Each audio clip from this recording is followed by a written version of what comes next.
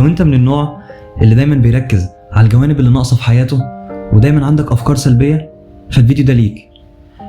النهارده انا هتكلم معاكم عن احد الاستراتيجيات القويه جدا اللي بتساعدك على تقليل التوتر والقلق وتقليل الافكار السلبيه، وبتساعدك تعلي من صحتك النفسيه جدا. النهارده هتكلم معاكم عن تمرين اسمه تمرين الامتنان. التمرين ده ليه استراتيجيه بسيطه جدا، لو طبقتها خلال شهر هتساعدك جدا تعلي من صحتك النفسيه. الاستراتيجيه بتقول ان انت كل يوم قبل ما تنام تحاول تفكر في 3 حاجات انت ممتن ليهم عملتهم النهارده في يومك.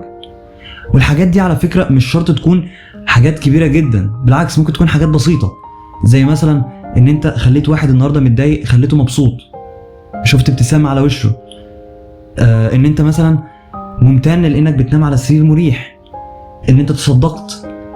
اي حاجه عملتها النهارده في اليوم تقدر تخليك ممتن اذكرها، ويفضل جدا لو تكتبها في ورقه وقلم، لان ده هيساعدك تعيش الموضوع فعلا وتحسه مش مجرد كلام وخلاص. طيب ده انت لو طبقته لمده شهر متواصل هيساعدك جدا على تقليل التوتر والقلق والافكار السلبيه. هتقولي ازاي؟ هقولك لانه هيعمل على توجيه المخ، من بعد ما كان بيركز على الافكار السلبيه والجوانب النقص هيبدا يركز على الجوانب الايجابيه بس، فبالتالي هينعكس عليك ان انت تعلي من صحتك النفسيه.